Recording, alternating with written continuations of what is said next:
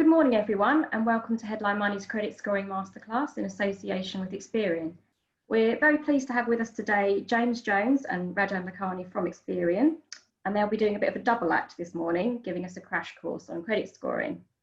James is Head of Consumer Affairs at Experian, and he also leads their public education programme, and Rajan Lakhani is Experian's Head of Consumer PR. For those of you who don't know me, just very quickly, I'm Claire Beard, and before I hand over to our speakers, I'm just going to take you through the format for today. So the session will last for around an hour in total. First, we'll hear from James and Rajan, and then we will open the floor up to questions from you. So I can see that we have, well, quite a few of you here now. So just a quick reminder that you've all been automatically muted and your video is turned off. We do really want to hear from you though. So there is a Q&A option at the bottom of your screen, and this box will be live throughout the session. So if you do want to ask something during the presentation slides, please do just type your question into this box. And I think James and Rajan will either take a couple during the session, but most likely the questions will be answered at the end of the session. And anything we don't pick up on then, you can always get in contact with our speakers afterwards. There will also be a couple of poll questions during the session, and these will pop up on your screen, and you can just choose your option from that. And James and Rajan will share the results of this on screen later during the masterclass. And finally, just one more thing, if you would like to tweet during the masterclass, our hashtag is HMMasterclass. So now over to James and Rajan. Thanks so much, and thank you everyone for signing up to our credit scoring masterclass this morning. Charlotte and Claire sent over the registration list earlier. It's great to see so many familiar names and perhaps some not so familiar too. So we really hope you'll get something out of the session today. As Claire said, I'm Head of Consumer Affairs at Experian. My job is kind of educating the public on all things relating to credit ratings. I joined Experian straight from university in 1992. So I like to think I know quite a bit about credit scores and about the way Experian runs its credit reference agency. So basically, I'm all yours for the next hour or so. So please, if you do have questions as we go through, please pose them in the Q&A. I'll try and keep an eye on that. And if I can, I'll answer them as we go along. Otherwise, as Claire said, we'll have some time at the end for some questions too. And I'm joined by my very able colleague, Rajan Lakhani, who's our Head of Public Relations and Content for our Consumer Services business at Experian. So we've got some slides here that I will now attempt to share.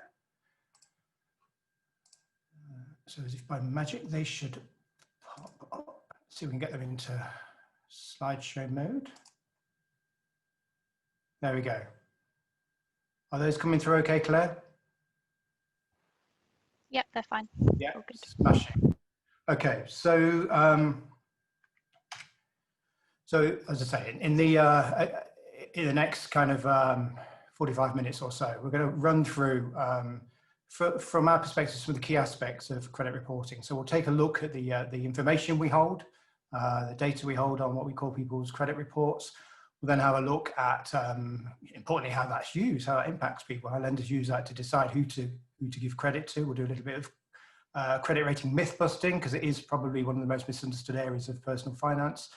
And then we'll go on to look at some of the work we do to educate the public and some of the things that might interest you in terms of ideas for things you might write about in the future. We're then going to share with you a quick demo of a new service we've launched. More on that later. Before, as we said, we'll open it up to questions. But as Claire kind of alluded to just now, we're going to start with a quick poll. We've got 3 questions for you that will, the answers to which we'll come back to during the presentation. So, so over to you guys. Okay, so I'm just launched the first poll, so you should now see a box on your screen with 2 options for answer. Coming in quickly.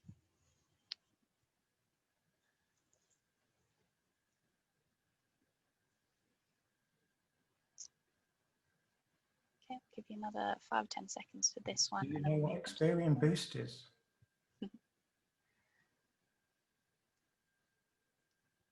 Rajan, you're not allowed to answer these. Or not. Okay, so that's most of the people for that one. So I'm just going to end this one and then I will launch the second one. So the second poll should be on your screen now, again with a couple of options below. Yeah, what percentage of consumers believes there's a credit blacklist? And this is based on consumer polling that we ran earlier in the year for Credit Awareness Week, which is an annual campaign we run in March.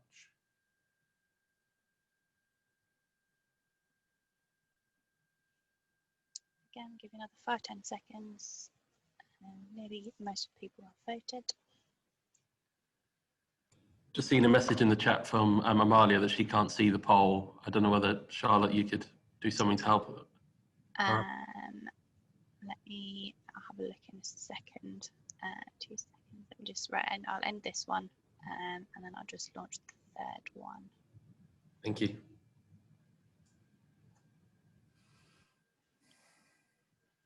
Right, so the third one should be on screen now. And then this is the third question. A survey of 2,000 consumers in October this year revealed that the proportion of people who never check their credit score is. We've got 1 in 10, 3 in 10, 6 in 10, and 8 in 10.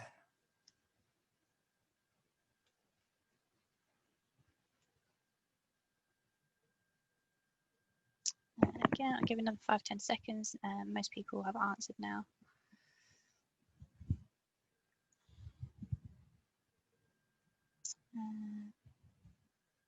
Right, so I will end that one now, and then I will share the results later on. Okay, super. Thanks for that. Interesting to see the findings shortly. There we go. So, so very briefly, Experian's a data company. I'm sure you probably heard of us. We've got good relationships with many of you, which is fantastic. We run one of the UK's 3 main credit reference agencies, the role of which is really to try and take the guesswork out of lending for banks, lenders, and other providers of service where value is provided in advance of payment. The 2 other firms that run the main credit reference agencies are Equifax and TransUnion. We are a British firm, born and bred. The other 2 guys have come across from the US. For most of the 90s, there were just 2 credit reference agencies. It is a competitive market space. We compete for lenders' business on data coverage, data quality, pricing, those sorts of things, and also innovation. Around 2000, so 20 years ago, the guys at Skipton and a few other organizations got together and launched a new credit reference agency to add more competition into the UK credit referencing market. And there was born Core Credit, which quite recently was taken over by TransUnion, which is also a big credit reference agency in the US. So right now we have the same big 3 firms, Experian, Equifax, and TransUnion, that run the main credit reference agencies in the UK and in the US, where they tend to call them credit bureaus. So as I say, our job is to try and take the guesswork out of lending, and we do that for banks and lenders by acting as a go-between and enabling the sharing of limited but important information about the credit that we as consumers all use on a regular basis. We add to that information that we take from a number of other sources to try and create a comprehensive picture of someone's financial circumstances relevant to granting new credit. You can divide the information we have on credit reports into 4 pots, if you like, which is what you see on the screen there. Public records, credit accounts, links and searches, and then, I can't see the last one. And then what you might call consumer contributed information. That's information that the public actually agrees to provide themselves. In many cases, the information is held for 6 years. The Data Protection Act and its kind of key principles form much of a framework for the processing and retention of personal information that credit reference agencies hold. And 6 years has basically become a bit of an industry standard, because that basically serves to provide relevant information to a decision that a lender might want to make today. So I'd like to go on now to look at each of those pots of information, if you like, in a bit more detail, and just briefly talk through some of the key types of information you would find in there that if you checked a copy of your credit report, then you would have a chance of seeing examples of. So firstly, we gather information from the electoral register from local authorities right around the UK. Of course, this is not financial information, but it is relevant to credit decisioning. Lenders use the electoral register to help confirm the names and addresses of people applying for credit, helps prevent fraud, helps confirm IDs, helps lenders spot if there are gaps in people's address histories, for example. And generally speaking, it's also seen as a sign of stability if you've been at your address for a few years and you are registered to vote. So we do recognise that in Experian credit scores too. If people aren't eligible to register to vote for various reasons, then there are other ways that we can help people add a bit of a footprint in place of the electoral register to support applications for credit. If someone checks their credit report and finds they aren't shown as registered, but they are, we encourage them to come to us and not bother the local authority, because we keep a record of the registers here electronically these days, of course, and we can quickly and easily cross-reference that. And if maybe a formatting variation has led to the information not being picked up, we can normally very quickly set the record straight there. Moving on, the other public records we hold are public financial records, and I think it's fair to say in all cases these are bad news. These are things that lenders don't like to find when they carry out a credit check.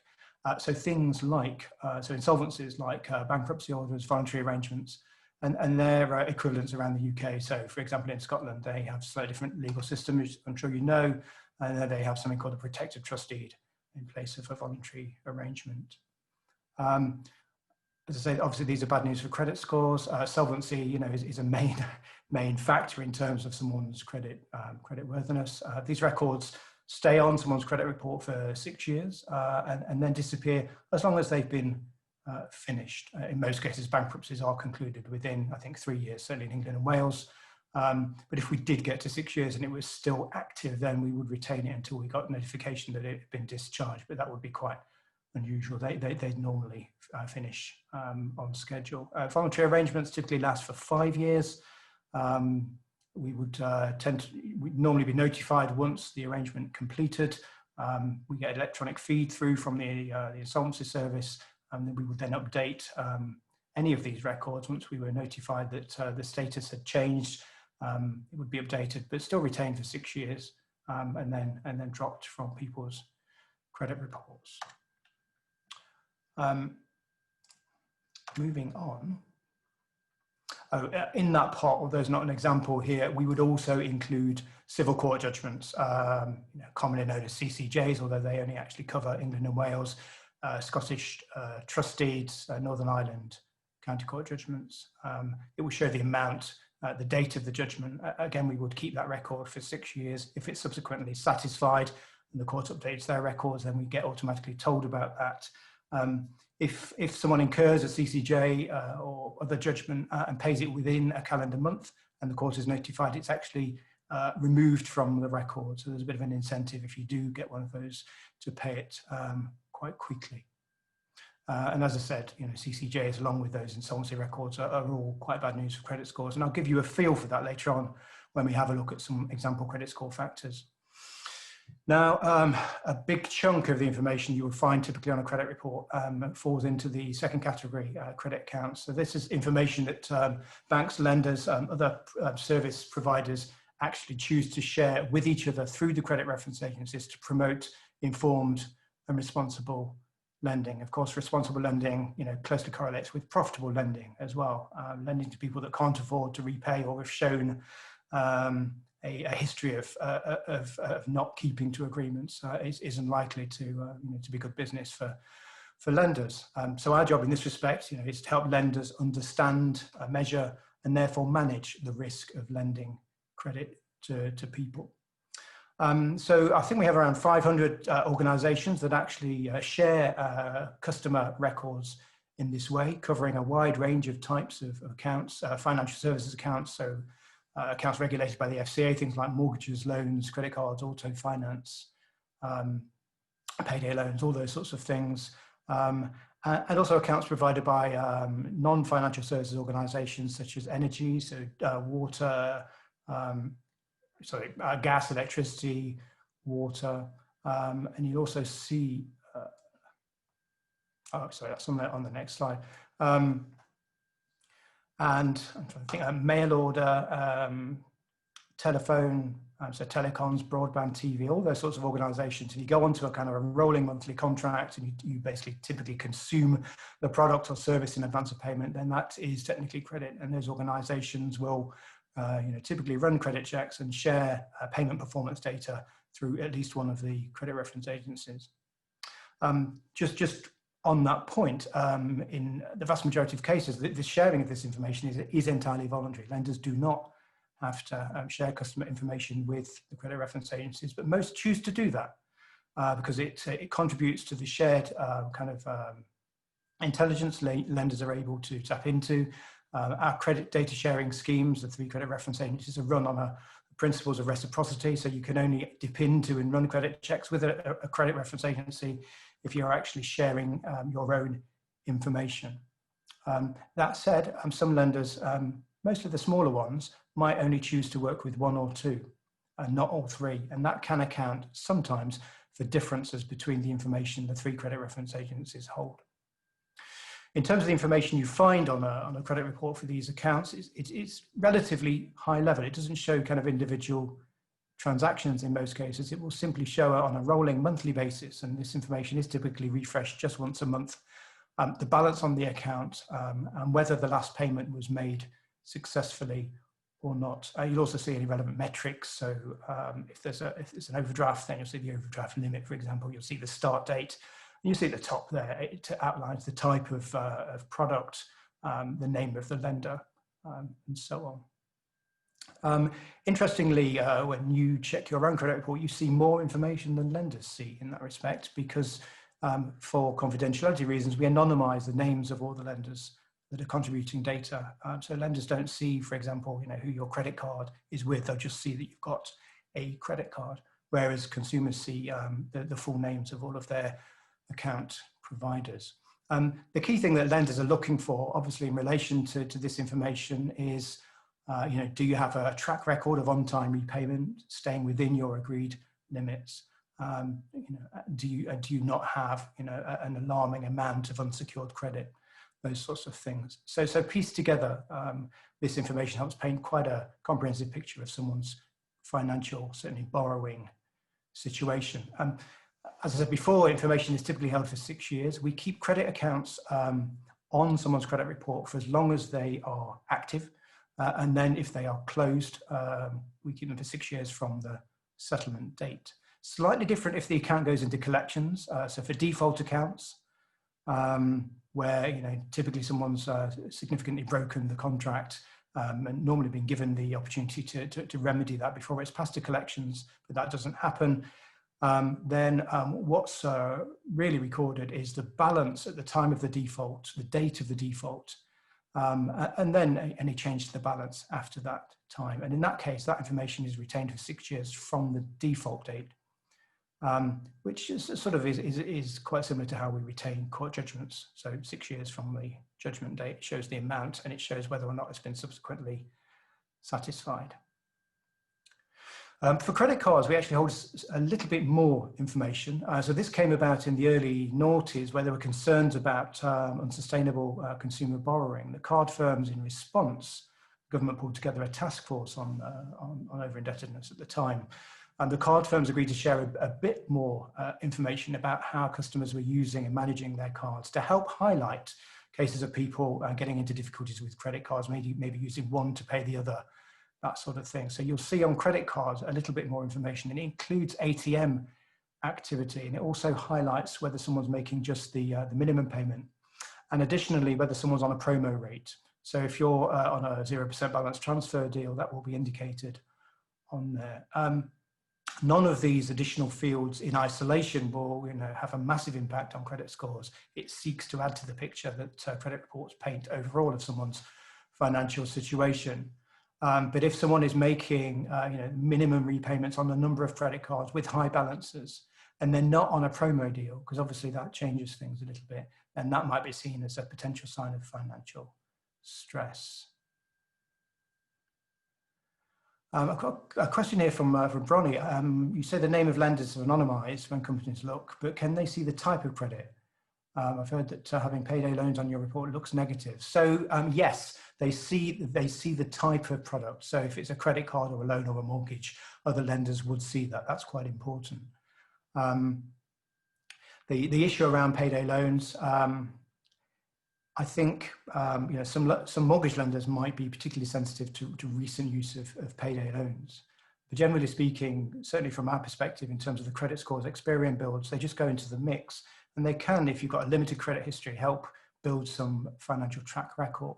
That said, because of the nature of the product, if you're taking on kind of frequent multiple payday loans, it will have the impact of keeping your credit history quite young.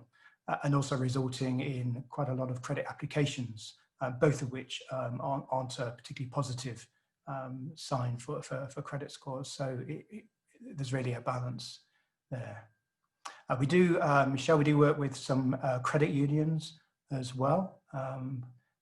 We have some of those contributing information, and that is an area where we're doing quite a bit of development at the moment to try and bring them into the mainstream financial system, including with our credit marketplace, to try and give them a little bit more visibility to consumers, because obviously they can provide quite useful credit products for people, particularly people on limited incomes. Alongside those accounts, lenders have some extra information they can append. We call these special flags, or special information flags. Things like the account being included in a debt management program, for example, the account being disputed or subject to an arrangement, which is something I'll talk about a little bit later in context of COVID and those payment deferrals many people are taking advantage of. The codes that lenders update their active credit agreements with each month, you'll see summarized on the right-hand side there, those status codes. And in most cases, they indicate the level of any arrears. So a green tick or a 0 basically means everything's fine and up to date. Any numbers indicate the severity of any arrears. On an overdraft, slightly different, because quite often there's not a regular payment expected. So the numbers will be used to indicate the severity of any unauthorized activities, such as overdraft limit, infringements, bouncing checks, things like that. We have a couple of alpha characters in there as well, D for dormant, and U for unclassified, which is basically a filler if there's no other relevant code. That can be used to indicate payment holidays, for example. But these are payment holidays that are included as a feature of a product from the outset, not those that are offered as temporary forbearance. Question from Caroline, can you explain the difference between good and bad debt? Presumably buy now, pay later is going to have a negative impact. I think we might try and come on to that one a little bit later, Caroline. Annie asks, previous defaulted account, what's the difference to lenders for settled versus satisfied? So we use satisfied at Experian to indicate that a bad debt has been cleared. So a CCJ is satisfied, a default is satisfied. For accounts that haven't defaulted, we use the term settled to indicate they have been cleared and closed. Alongside these, oh, sorry, I jumped on a little bit too quickly.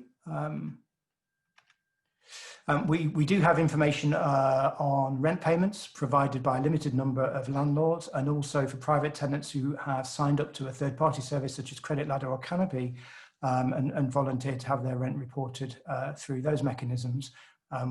We can include people's regular rent payments, which look very similar to a regular credit product and included in that section of people's credit reports. And we were delighted to put that information live on Experian credit reports around 2 years ago.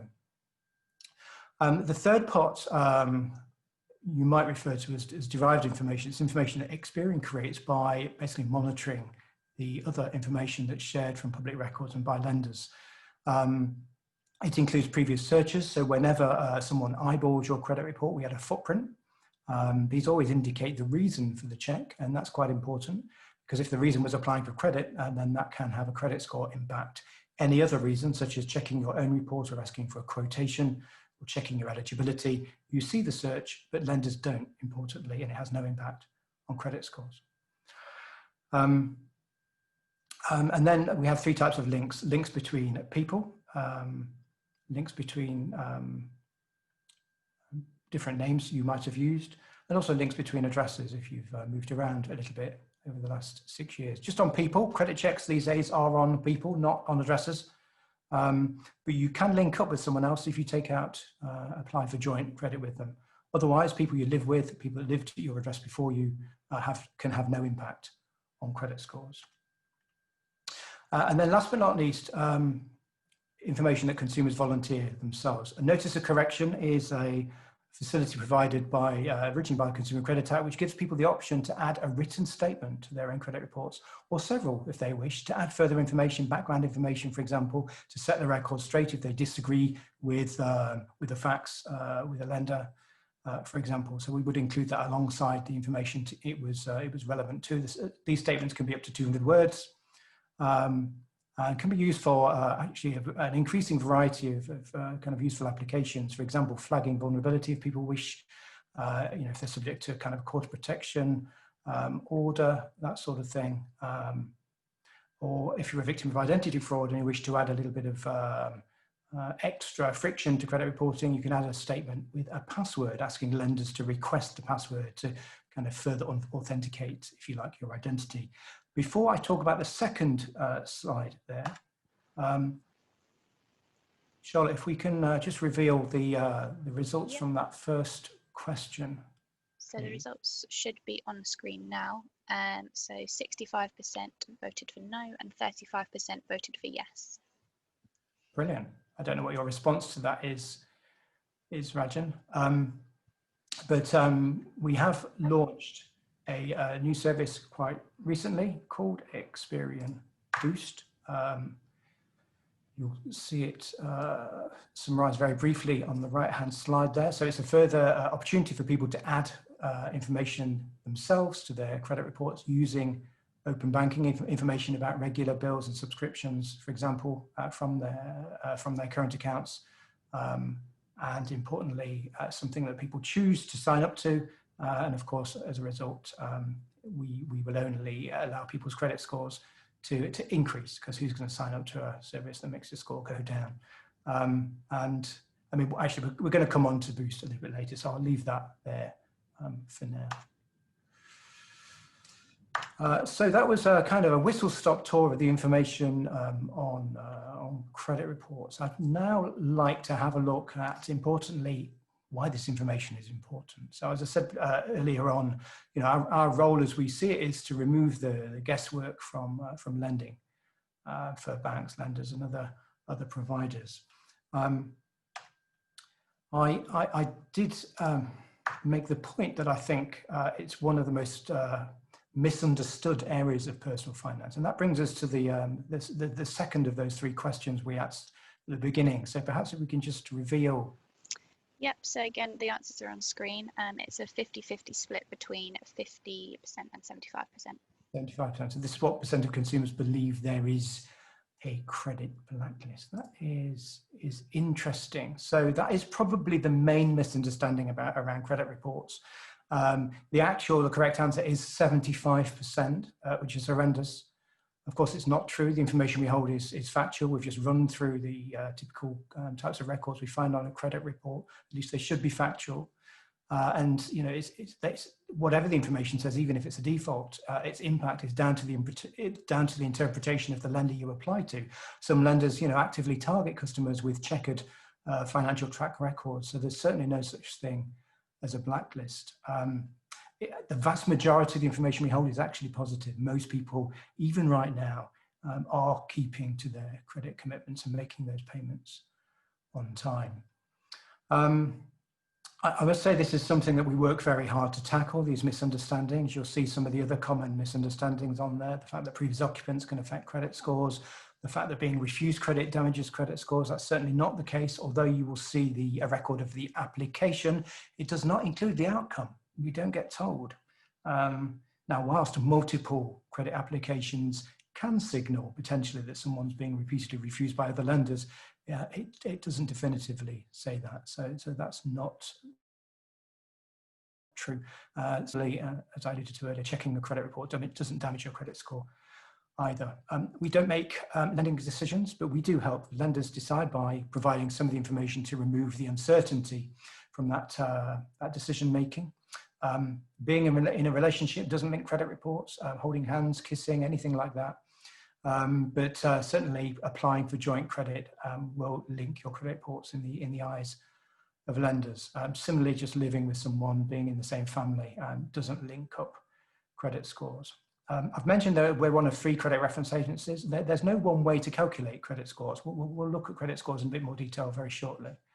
But there is no one kind of right way to do credit scores. So you've probably noticed that the kind of public guidance scores that all 3 credit reference agencies provide either directly or through third-party partners operate on different scales, and as a result, you will typically get a different credit score from each of the 3 agencies. We don't see that as a problem. As I say, there's no correct way to do it. We have slightly different approaches, but ultimately the story that your credit report tells should be a similar one around all 3 credit reference agencies.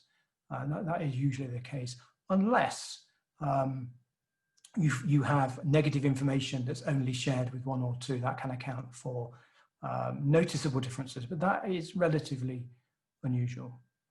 Credit history information doesn't stay forever. As I've said, 6 years is normally the framework for retaining financial information. And see if I can move this out of the way.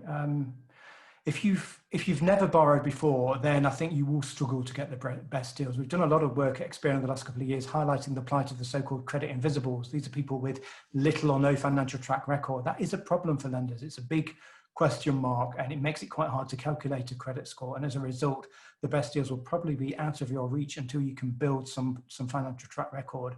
We have guidance on that if you'd like, if that's something you'd like to look at.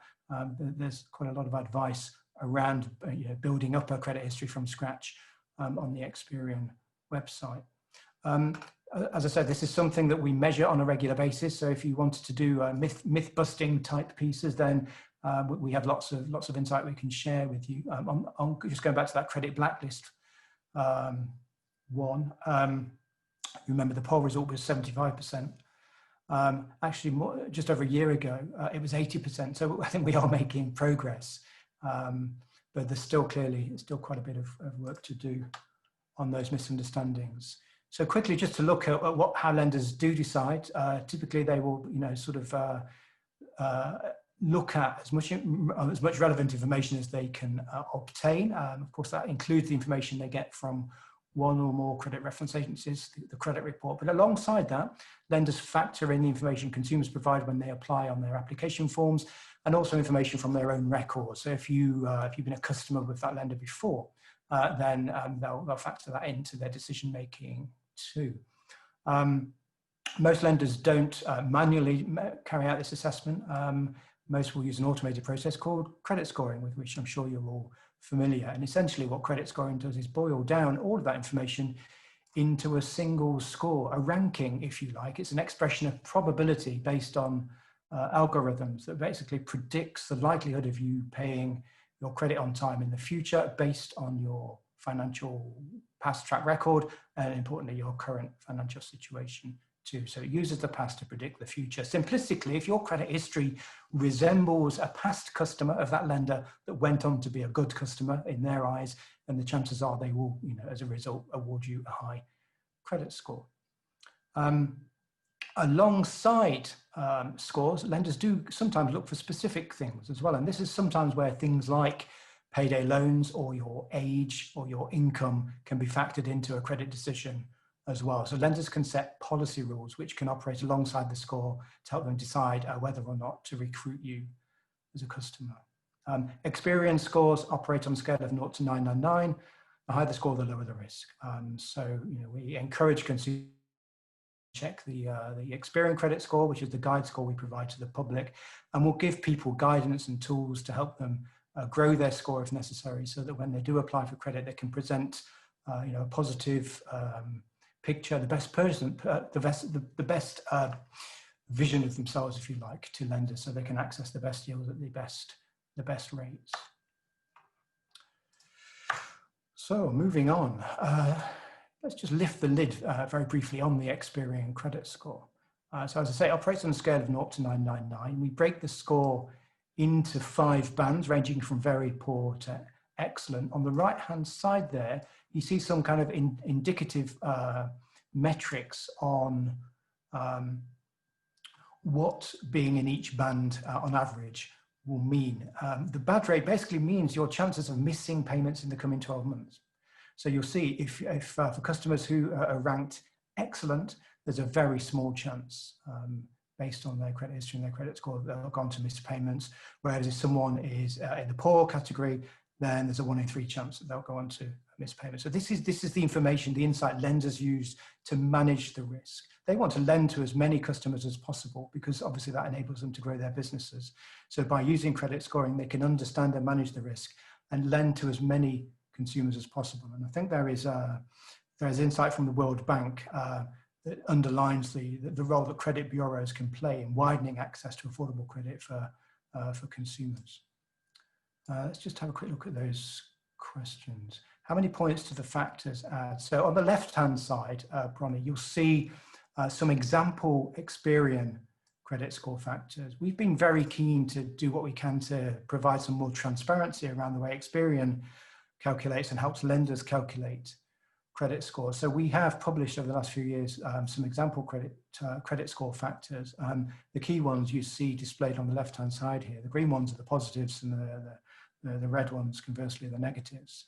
And you should see on the left-hand side of each of those the number of points that it will impact the Experian credit score by in most cases. I say in most cases because credit scoring is quite complicated, and quite often these factors don't work in isolation, they're combined.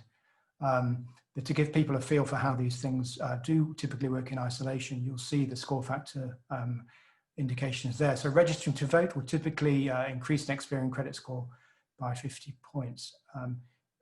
Being kind of lowly utilized on a credit card, less than 30% of the limit being regularly used each month, will gain about 90 points on an Experian credit score. Conversely, maxing out a credit card, so using over 90% of the limit, if you move a bit further down, will actually cause you to lose 50 points on an Experian credit score. And I mentioned earlier when we were talking about those public records, things like court judgments and bankruptcies, you'll see the impact of a CCJ on a credit score there. So that could put a massive hole in any credit score that's calculated when someone applies for credit. You might sort of think with you see the default there has an even bigger impact. That might be the wrong way around. Surely a CCJ is more serious than a default. But remember that this information is about predicting the future and its value in that respect. And actually in most cases, because of the number of organizations that share account, including default information with us, we would usually have the default before the CCJ. So in terms of predictability, the default is more valuable and gives you an earlier heads up that someone is in financial difficulties. These are, as I said, all indicative score factors, but I think they are realistic, and hopefully they seek to give people a good feel for how their financial behavior and circumstances can likely affect a credit score. In the interest of time, I'm going to move on. One of the main reasons that people check credit reports and actually get in touch for support at Experian is the issue around credit refusal.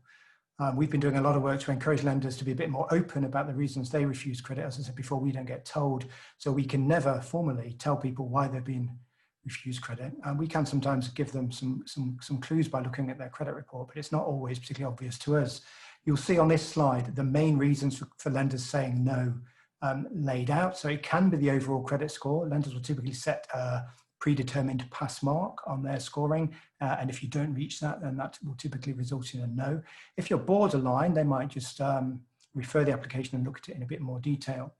As I said earlier, lenders also have policy rules, and they can look out for specific things that they have an issue with. So some lenders, for example, regardless of the score, won't provide credit to customers that have had a CCJ in the last 12 months, for example. So if that's the thing for a particular lender, they will set a rule on that, and that can also be the reason for a no. So you can get refused credit even though you passed the credit score test. Lenders also have to look at affordability. That's the risk to you of taking on credit, not the risk to the lender. Particularly mortgage lenders, of course, that have to look very closely at affordability and stress test your finances now and also in the future. And lenders might also have specific policies around who they lend to. So, for example, doorstep lenders might refuse credit if they simply don't have an agent covering your neighbourhood. We provide quite a lot of support on helping people troubleshoot credit refusal. On our website, we've got a Pathfinder tool that you'll see some extracts of on the right-hand side there that seek to guide people on what happened and what their best next steps might be. But importantly, the first step is always to go back to the lender and ask them what the main reason for saying no was. I've mentioned quotes and eligibility checks and things like that. Rajan and his team run a very popular credit marketplace comparison eligibility service on the Experian website, which is kind of seeking to further our work, taking the mystery and the guesswork out of applying for credit for the public, as well as the similar work we do for lenders and their decisions. So in our marketplace, you will usually see indications of your chances of being accepted for credit. So we work closely with lenders to help match people's credit scores and financial data to the criteria of lenders that they do share with us. So we can help guide people to apply for things they're more likely to be accepted for, thereby reducing the chances of credit refusal. And we can also help indicate what interest rate you would get were you to be accepted. You'll be aware that in many cases the interest rate is personalised, subject to status. And typically that was always a bit of a reveal kind of at the end of the credit application process. We actually can show people in many cases now what they'll get before they apply. And also for a small amount of lenders, if you're looking to balance transfer credit card debt, we can also show you whether you would be given sufficient enough credit limit to actually move or switch that balance to the new deal. So those tools are all proving very popular with lenders. And as I mentioned before, all of that eligibility shopping around and indication work only creates what we call soft footprints on people's credit reports. So it has no impact on credit scores. It's only basically flagged up to lenders when you actually apply for a credit product once hopefully you've done your homework. So we move on to customer support, customer education. Consumers actually have lots of rights around credit reports. You should be told before information is shared. You should be told by the lender before they actually run a credit check. If you ask, lenders should give you the main reason for refusing credit. There is industry guidance on that. The FCA might be looking to kind of strengthen that in the coming months and years. And under the Data Protection Act, if you refuse credit purely based on automated decision-making, so credit scoring, you have a legal right to go back and challenge the lender and ask them to review your application manually, actually using a human, which is probably not particularly widely known. You have the right to check the information that we hold on you on your credit report. That is free. It used to be £2, but since GDPR, that's now free. And we certainly encourage people to do that. You have the right to have any discrepancies investigated and corrected. By law, credit reports should reflect the facts. So we work very hard to make sure that's the case, and also encourage people to eyeball their own credit reports on a regular basis and tell us if there's anything they think isn't quite right. And as I mentioned before, people can add their own statements called a notice of correction to their credit reports as well. In terms of queries, if you look at the right-hand side of the slide first, if people do check their credit report and find something they think is wrong, we encourage people to tell us. We have a big customer support centre here in Nottingham with hundreds of people ready to help consumers troubleshoot issues like that. Most people that get into it actually don't find an error. They simply want help understanding the information or improving their credit reports. But when an error is reported, we have a robust dispute process to actually flag the consumer's comments very quickly back to the lender or the provider, so they can check their records and come back to us and let us know if the information is changing or sometimes deleting. And you see the process for that mapped out on there. Typically, it will take no longer than 2 weeks to actually investigate and go back to the individual and let them know the outcome.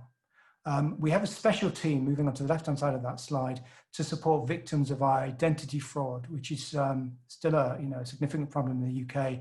And we've seen evidence from various organisations that the fraudsters have been quite busy during lockdown, scamming people. So we have a dedicated team to help victims of fraud cleanse their credit reports of information that was a result of the fraud. So disputing the data as before with the lenders, but also potentially adding security if they think there's a risk of further fraud. For example, recommending a CIFAS record, which is the UK's fraud prevention service, which adds a flag to all 3 credit reference agency databases. And as I mentioned earlier, people can add a notice of correction and include a password if they wish as well. There's lots of information on our website to help guide people, particularly for very kind of specific areas of support, things like modern slavery, financial abuse. We have a gender reassignment specialist team within our customer support centre to help people who go through those sorts of changes to kind of actually correct and switch over their credit data. We have specific guidance for armed forces personnel and their families. Who can face very specific challenges building a credit history and applying for credit successfully, particularly if they're moving around base addresses.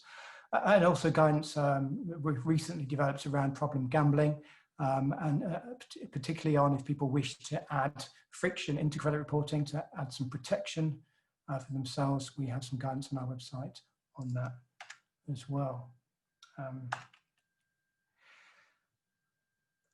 Obviously, the pandemic has put a lot of strain on many people's finances. So we've been working very hard to provide lots of guidance on the Experian website to customers, consumers on some of the forbearance schemes available. So we have a lot of information on the Coronavirus Hub on the Experian website. And obviously a key part of that's been guiding people on these emergency payment holidays that the Chancellor and the Treasury and the FCA mandated in the middle of March.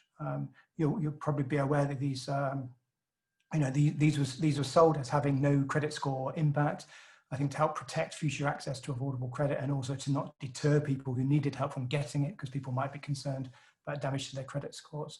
So there's lots of guidance on there. Those those payment holidays are still being provided. I think the deadline to apply for those was extended recently till the end of March. I think there's a cap on those of up to 6 months. And if people exhaust that or lenders think more tailored support is more suitable, then that can be provided. And again, if you've got sort of specific questions on what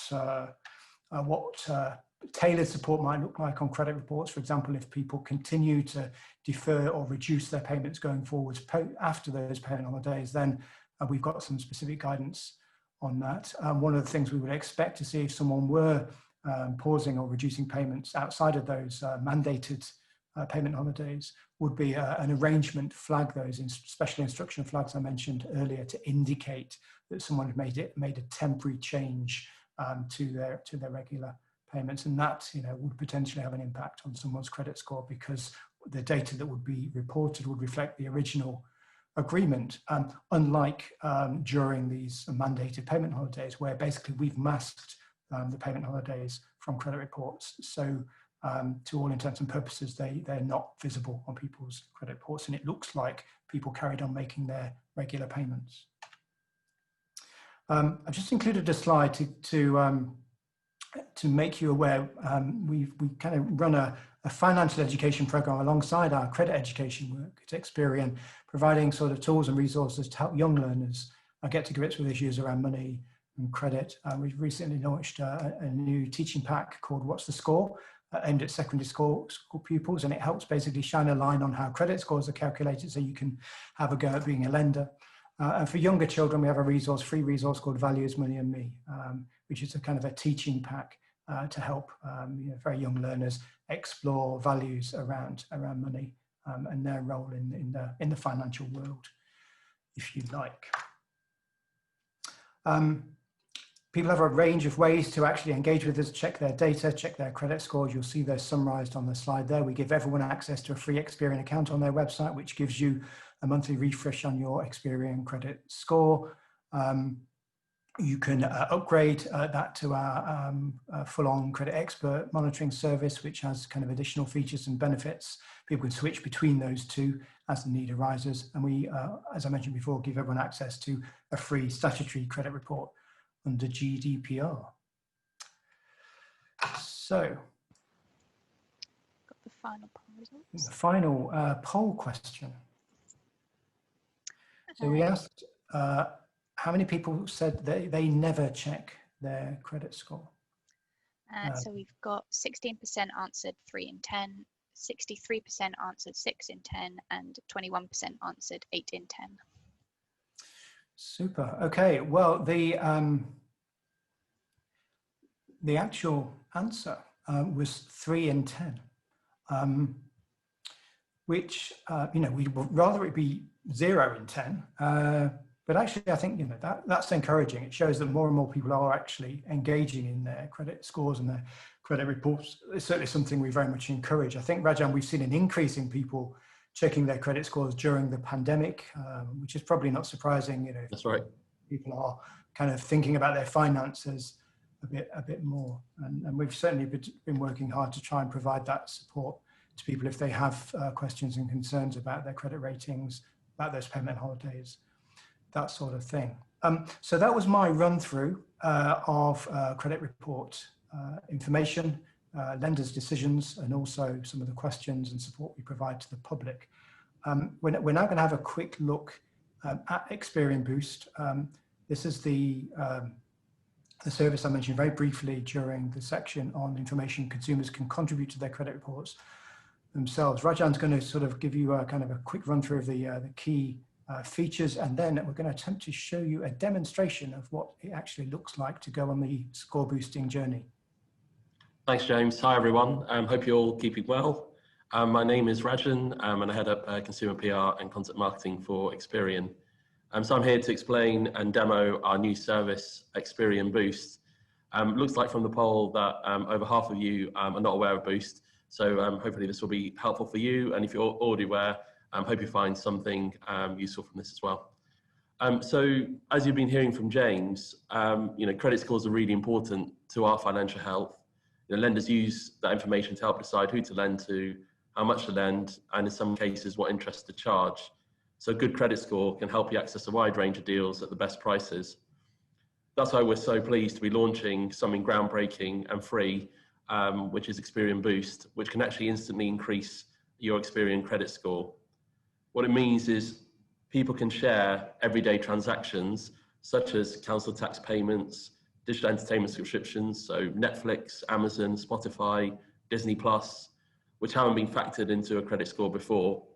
And we believe it's going to help a lot of people gain access to the financial credit and affordable credit, importantly, that they need. Our early analysis suggests that a majority of people who actually try to get a boost will get a boost and see their score increase. And among that group, over 1 in 10, 13% actually moved up a whole score band. And that could have a really big impact in terms of the interest rate that they pay on their credit offers. It's free and it's instant and it's safe and secure. So Boost is enabled through something called open banking, which has very strict regulations around it, around how the data can be used, but also strong security around it as well. And we don't get the login details from the individuals. So when at that point in the journey, when I take you through the demo, that's actually directly shared with their bank. And once they've connected their bank to Experian Boost, the transactions are then moved into Experian for us to assess the level of boost. But those bank credentials are not shared with us, and it's all safe and secure. The maximum boost someone can get is 66 points, and we're finding the average boost is around 14 points. So, a significant rise for individuals who get a boost. So James, if you can kindly move into the demo. Okie dokie.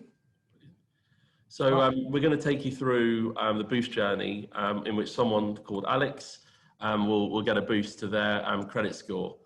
In this case, Alex is new to Experian, so first need to set up their free Experian account before they register for Boost. So what they do is they click on sign up to get a boost.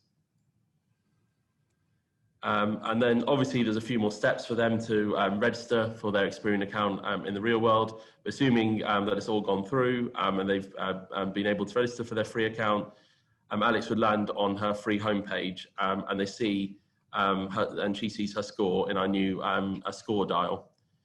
She can find out more about her score band by clicking or tapping into the score dial carousel. And as you can see, this reveals a second slide with the score band details. So at the moment, before her boost, Alex is in the fair score band. In the navigation bar at the top, you can see that Boost is new and inviting Alex to boost her score. So if you can click on that, James, that'd be great.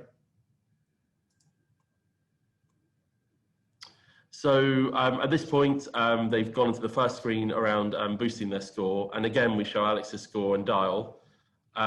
If Alex does get a boost, this will help her to see the jump that the score has made, and without needing her to remember a score, do the mental arithmetic herself. And on this page, Alex can learn more about how boosts work. So if we just scroll down the page, you've got the 3 steps to a boost outlining the kind of major steps involved. Then there's a video explaining how Boost works in 60 seconds, and that has a voiceover taking Alex through the process. We've also got some case study testimonial videos to help bring the Boost to life. And then finally, at the bottom of the page, we've got our Boost Explained FAQ as well.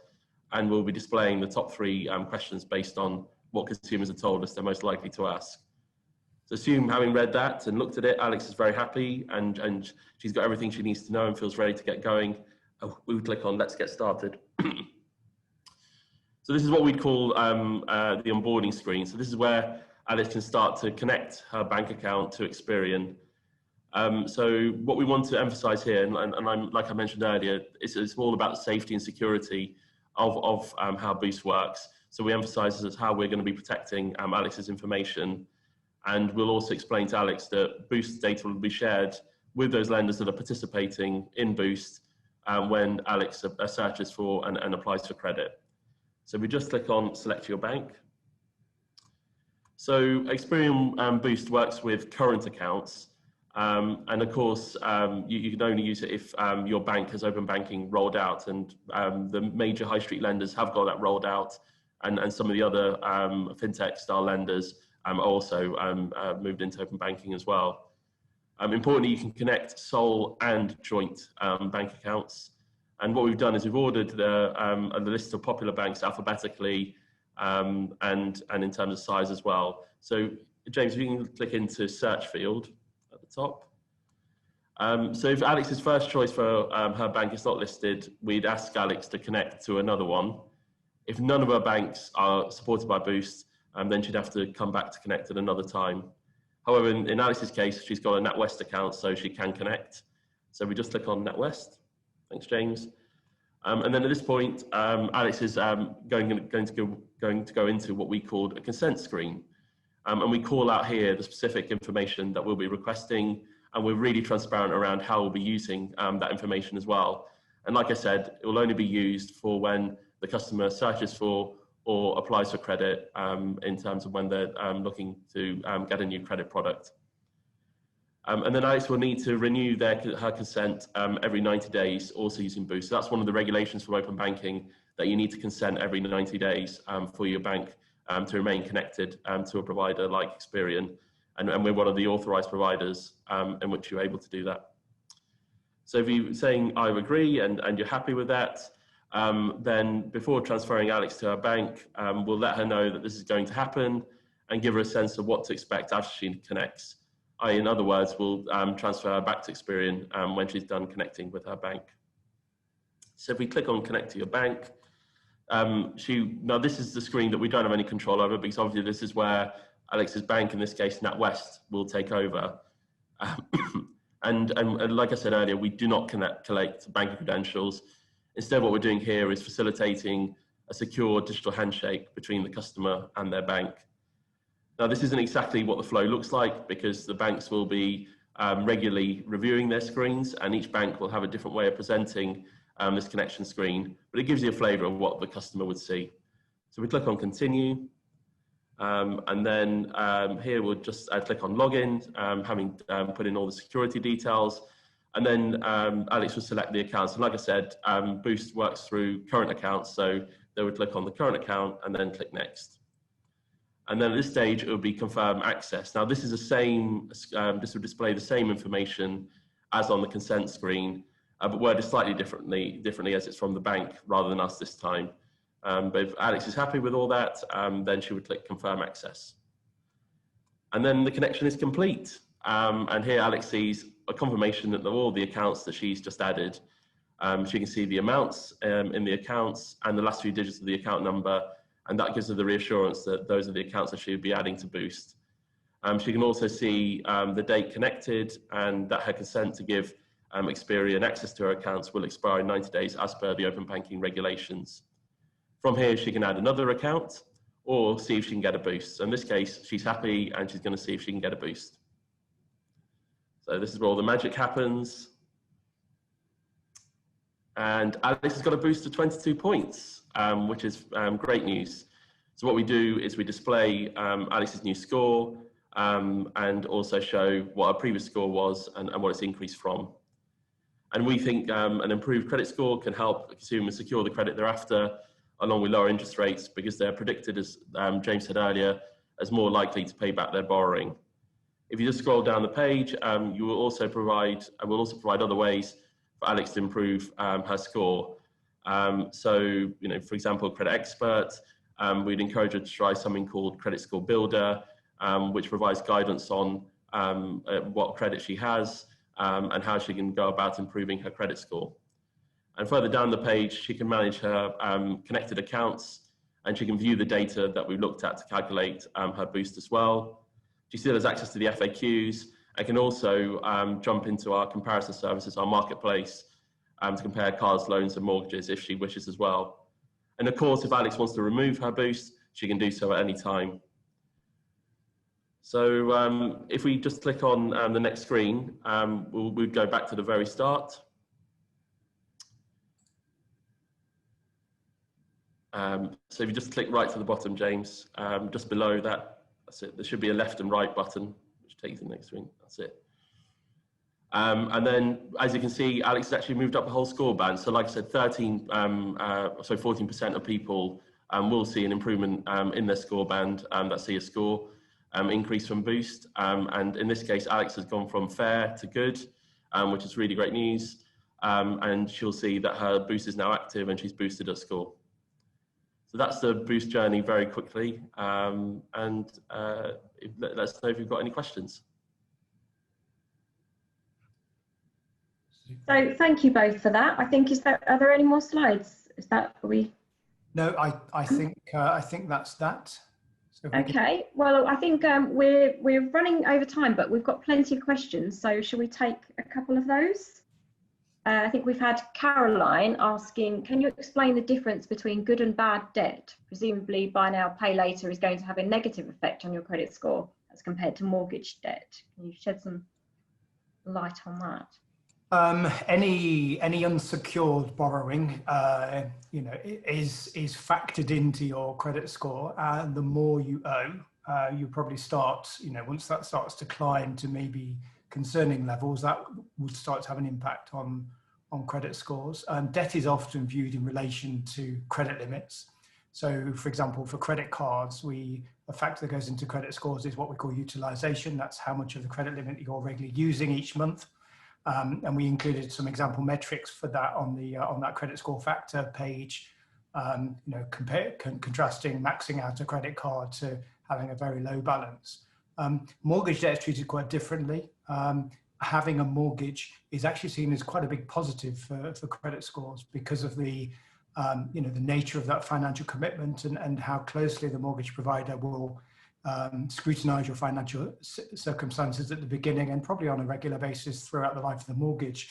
So that's seen as quite a big tick in terms of someone's financial situation.